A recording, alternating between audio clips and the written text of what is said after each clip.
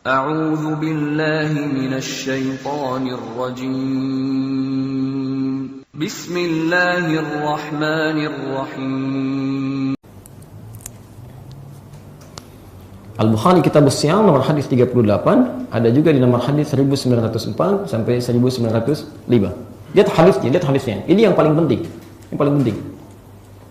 Man qama Ramadhana imanan wa ihtisaban, ghufira lahu ma taqaddama min dhanbi. Lihat tubuh tabinya. Ini sifat yang paling penting di antara semua sifat yang telah kita sampaikan.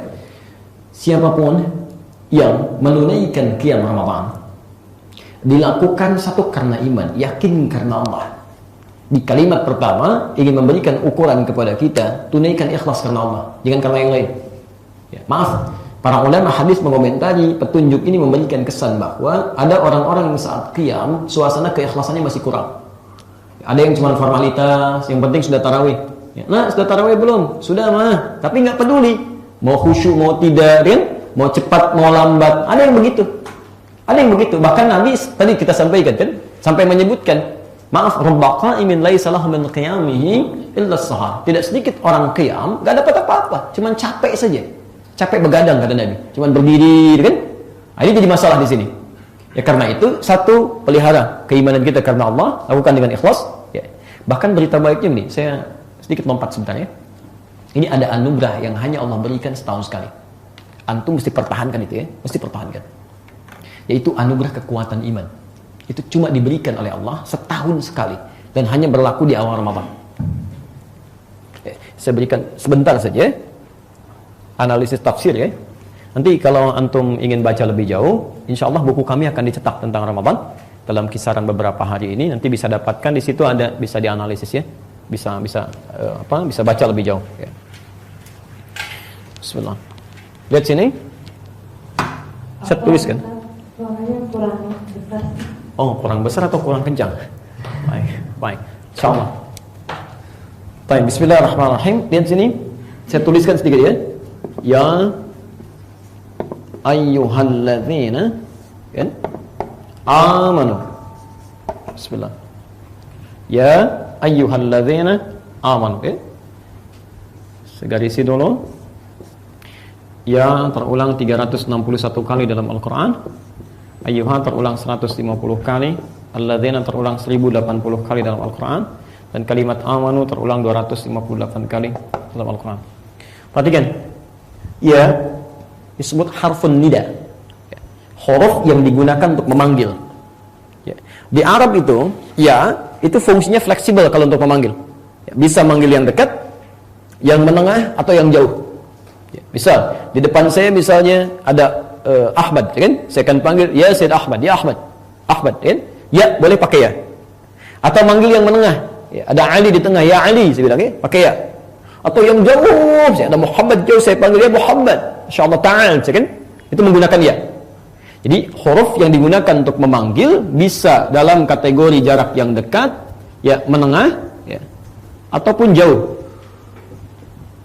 Sekarang lihat rumus tafsirnya. Kalau huruf ya ini di dalam Quran disandingkan dengan kata iman, ya, seakan-akan Allah ingin memberikan gambaran kalau dalam tafsiran yang luas, hei orang-orang yang telah memiliki iman dan iman kalian barangkali tidak sama. Ada tingkatan. Ya. Ada yang imannya kuat karena itu dekat dengan Allah, dipanggil dekat. Ya, Masya Allah. Ya, saya beri contoh misalnya, sebelum dipanggil sholat, dia sudah siap-siap. Subuh misalnya jam 4:35, setengah 4 sudah datang, saking kuatnya imannya, dekat dengan Allah dia. Ada yang menengah, iman standar, dipanggil jam 4:35, baru siap-siap jam 4:35, kan? Ada yang jauh, mungkin karena sering maksiat dan sebagainya, sudah qomat pun masih belum sadar juga, kan? Jauh. Jadi ketika dipanggil kalimat ya, disatukan dengan iman, seakan-akan satu memberi faidah untuk tingkat keimanan yang berbeda-beda. Orang-orang yang telah memiliki iman, saya tahu iman kalian beda-beda, ya. Tapi yang paling hebat, ketika Allah menyebutkan imannya beda-beda, tapi disamakan panggilannya pakai ya, satu huruf. Padahal Allah bisa memanggil yang dekat dengan hamzah, a, ya. Yang menengah pakai ya, yang jauh pakai ayah. Itu rumusnya, ada 14 panggilan. Tapi menggunakan satu huruf yang sama, ingin memberikan kesan bahwa saya tidak akan bedakan. Ya, saya panggil kalian dengan satu kalimat yang sama, tidak dibedakan oleh Allah. Ya. Masya Allah. Apa yang terjadi? Tunaikan puasa. Yang imannya agak tipis, jauh akan semakin mendekat dengan puasa itu. Yang menengah semakin dekat. Yang dekat semakin lekat lagi. Tunaikan puasa. Masya Allah. Dan tidak dibedakan oleh Allah.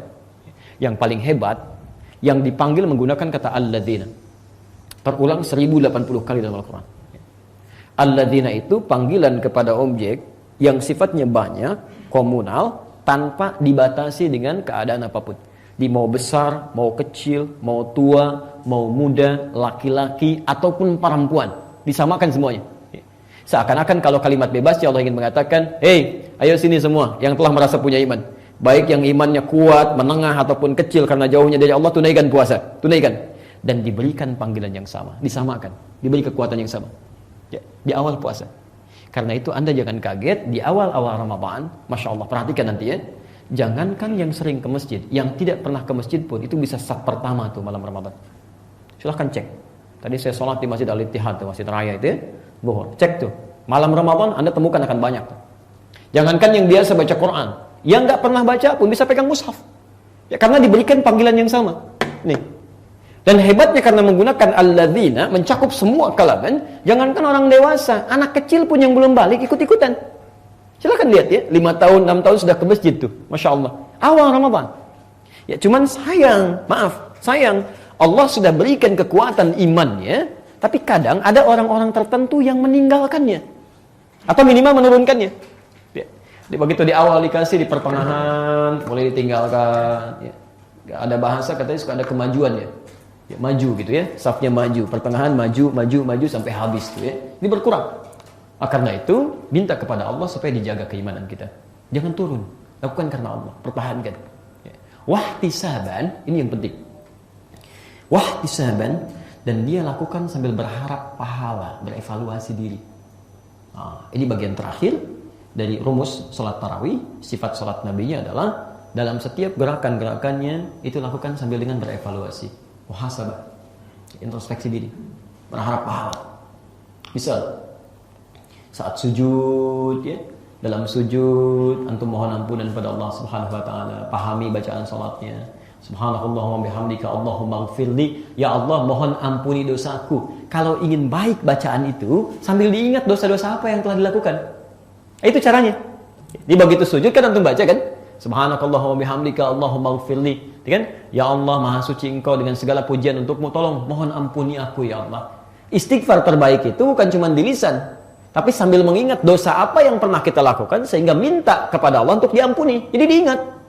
Misal paling gampang begini ya, ingat mata dulu lah, dari kepala sampai kaki. Mata pernah punya salah apa sampai dengan malam itu? Gak usah sampai nunggu lama ya. Antum dari tadi dibuka matanya saat tidur sampai dengan menjelang sore ini, berapa kesalahan yang sudah dilakukan oleh mata? Ya, salah lihat di handphone, salah lihat di TV, salah lihat di jalan, macam-macam. Berapa kali salahnya tuh? Coba cek ya. Kan kaidah mata sederhana kan? Kita pernah bahas kan dalam pertemuan yang lalu. Apa fungsi mata? Fungsi mata apa? Tuh, kan sudah keliru kan? Fungsi mata bukan sekedar melihat. Kalau cuma melihat, hewan pun melihat. Ya, fungsi mata bagi orang beriman itu melihat yang baik-baik.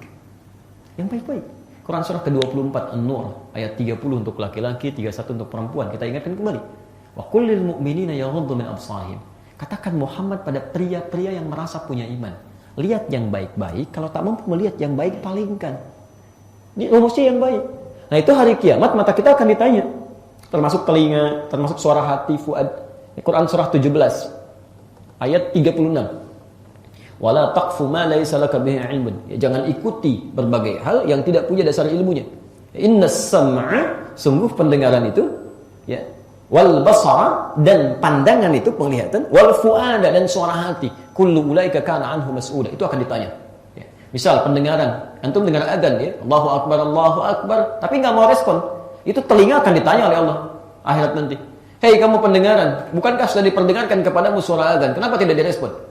Kata telinga, ya Allah saya dengar ya Rabb. Tapi orang yang memiliki ini tidak mau merespon. Mata ditanya, bukankah setelah engkau dengar saya perlihatkan orang-orang ke masjid? Kenapa tidak berangkat juga? Kata mata, saya lihat ya Allah, cuman orang ini tidak merespon. Ya, hati, apa kamu tidak memberikan? Ya, suara hati, fuad namanya. Ya, antum kan kalau sedang dengar adzan kan suka ada getaran di hatinya. Cepat sudah adzan, siap-siap. Itu fuad namanya. Fuad. Itu akan ditanya, apa kamu tidak mengingatkan? Saya sudah ya Allah, cuman orang ini tidak mengikuti. Nanti sambil sujud, coba diingat salah apa mata saya ini, lisan salah apa, tangan salah apa, terus sampai tangisi, Masya Allah. Begitu benar seperti itu. Ya, saat salam, assalamualaikum, sunnahnya, Allahumma innaka afuwwun tuhibbul afwa fa'fu anni. Ya Allah, Engkau yang Maha Pemaaf. Ingat lagi dosa yang tadi itu. Tuhibbul afwa, Engkau mencintai orang-orang minta maaf ya Allah. Mohon ampuni dosa hamba, maafkan ya Allah. Jikalau diwafatkan hari ini, terima ya Allah, mohon. Masya Allah, itu luar biasa. Nikmat gitu. Antum pernah dengar Uthairim di antara sahabat Nabi SAW, temannya Sa'ad bin Mu'adz. Ya. Sa'ad bin Mu'adz itu seorang tokoh pemuda, tapi sangat berpengaruh di kampungnya. Jadi kalau beliau mengatakan A, sekampung ikut A. Ya, itu masuk Islam. Setelah masuk Islam, beliau katakan, mohon maaf, siapa yang tidak bersyahadat, saya tidak akan berbicara dengan dia seumur hidup saya. Maka semua rata-rata masuk Islam. Masya Allah. Makanya disayang betul oleh Nabi ini, tokoh pemuda ini. Disayang oleh Nabi sampai meninggalnya di pangkuan Rasulullah SAW. Di saat jihad, terkena luka, bahkan kata Nabi, tolong bangunkan kemahnya, tendanya di samping tempat saya. Dirawat, dilihat oleh Nabi. Sampai meninggal di pangkuan Nabi itu. Masya Allah. Kata beliau, ya Rasulullah, saya riba dengan Islam dan Anda sebagai Rasulullah. Dalam melihat Nabi begini meninggal. Masya Allah. Maka Rasulullah SAW, ya langit dan bumi turut bergetar dengan wafatnya Sa'ad bin Mu'adz ini. Cuma beliau punya teman, ini menarik, namanya Uthairim. Diajak masuk Islam, gak mau. Ya. Belum, pikir-pikir dulu. Sampai tiba di perang Uhud, baru menyatakan keislamannya. Ya Rasulullah, saya berikut masuk Islam, bersyahadat. Ya, bukankah dengan bersyahadat terampuni dosa-dosa sebelumnya? Ya, selesai ya. Kecuali nanti kalau ada hubungan piutang dan sebagainya. Tapi dosa umumnya terampuni. Selesai. Dia ikut perang Uhud, belum pernah rukuk, belum pernah sujud. Masya Allah, begitu ikut perang Uhud, wafat, syahid di situ. Apa komentar Nabi? Kata beliau, ini orang paling beruntung di muka bumi. Modalnya sedikit, keuntungan banyak. Di selama hidupnya, ya banyak melakukan hal yang keliru, syahadat, ditutupkan dosanya. Baru ikut satu amal, meninggal. Sholat belum, rukuk belum, sujud belum. Karena amalnya muncul satu, lebih banyak kan? Wa amma man thaqulat mawazinuhu fahuwa fi 'ishatin radiyah. Karena amalnya tinggi, dosa udah enggak ada, enak tuh. Maka bagaimana dengan orang yang tiap harinya sholat, puasa, Masya Allah di hari-hari tertentu, zakatnya dia kerjakan walau belum sempurna, melakukan dosa di malam pertama Ramadan, dia lakukan seperti sifat tarawih Nabi SAW. Dalam sujud, ya Allah, maafkan hamba ya Allah. Sebagai seorang suami, menjadi suami yang baik, menjadi ayah yang baik, banyak berbuat dosa dalam kehidupan, sebagai seorang anak, sebagai seorang istri, terus sebagai seorang tetangga, menjadi tetangga yang baik. Ya, Masya Allah, macam-macam kita tangisi. Coba belajar menangis ya, jangan banyak ketawanya. Dia menangis, malah gak bisa besoknya malah menangis, gak bisa besoknya malah menangis. Kalau belum bisa, tangisi diri kita yang belum bisa menangis. Kenapa orang bisa, saya gak bisa? Ya. Maka ketika air mata mengalir, di situ jatuh ampunan Allah. Maka ketika Anda takbir Allahu Akbar, dosa terampuni, misal ya, datang malaikat mulai mengatakan, Assalamualaikum, ya, pulang yuk. Ya ayat Tuhan nafsul mutmainnah. Tidak ada yang paling indah ketika sujud. Masya Allah, ini tidak bangun lagi. Alhamdulillah. Saya kira maaf, mungkin banyak orang-orang saleh yang sudah dipanggil pulang tanpa harus memerlukan Ramadan lagi sesuai dengan ajalnya.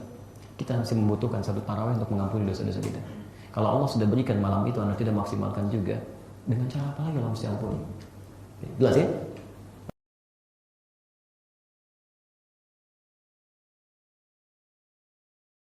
Mengatakan A, sekampung ikut A. Ya, itu masuk Islam. Setelah masuk Islam, beliau katakan, mohon maaf, siapa yang tidak bersyahadat, saya tidak akan berbicara dengan dia seumur hidup saya. Maka semua rata-rata masuk Islam. Masya Allah. Makanya disayang betul oleh Nabi ini, tokoh pemuda ini.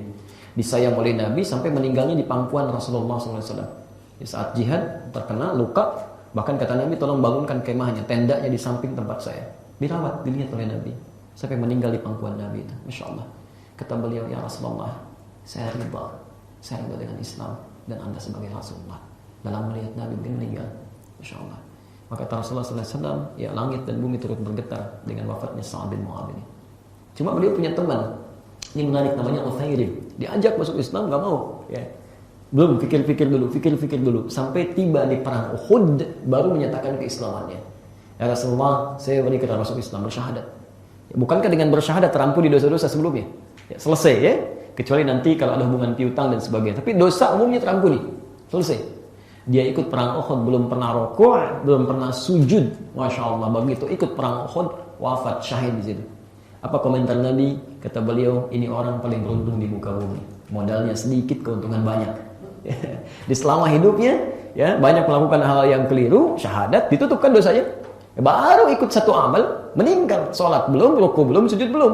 Karena amalnya muncul satu, lebih banyak kan? Amma man thaqulat mawazinuhu fahuwa fi 'ishatin radiyah. Karena amalnya tinggi, dosa udah nggak ada, enak tuh. Maka bagaimana dengan orang yang tiap harinya sholat, puasa, masya Allah di hari-hari tertentu, zakatnya dia kerjakan walau belum sempurna, melakukan dosa di malam pertama Ramadan, dia lakukan seperti sifat tarawih Nabi sallallahu alaihi wasallam. Dalam sujud, ya Allah, maafkan hamba ya Allah. Sebagai seorang suami belum jadi suami yang baik, menjadi ayah yang baik, banyak berbuat dosa dalam kehidupan, sebagai seorang anak, sebagai seorang istri, terus sebagai seorang tetangga menjadi tetangga yang baik. Ya, masya Allah, macam-macam kita tangisi. Coba belajar menangis ya, jangan banyak ketawanya. Dia menangis malam, nggak bisa besoknya malam menangis, nggak bisa besoknya malam menangis. Kalau belum bisa, tangisi dari kita yang belum bisa menangis. Kenapa orang bisa, saya nggak bisa? Ya. Maka ketika air mata mengalir, di situ jatuh ampunan Allah. Maka ketika anda takbir Allahu Akbar, dosa terampuni, misal ya, datang malaikat mulai mengatakan Assalamualaikum, ya, pulang yuk. Ya Tuhan nafsul mutmainnah, tidak ada yang paling indah ketika sujud. Masya Allah, ini tidak bangun lagi. Alhamdulillah. Saya kira maaf, mungkin banyak orang-orang saleh yang sudah dipanggil pulang tanpa harus memerlukan Ramadan lagi, sesuai dengan ajalnya. Kita masih membutuhkan satu tarawih untuk mengampuni dosa-dosa kita. Kalau Allah sudah berikan malam itu, anda tidak maksimalkan juga, dengan cara apa lagi Allah mesti ampuni? Jelas ya?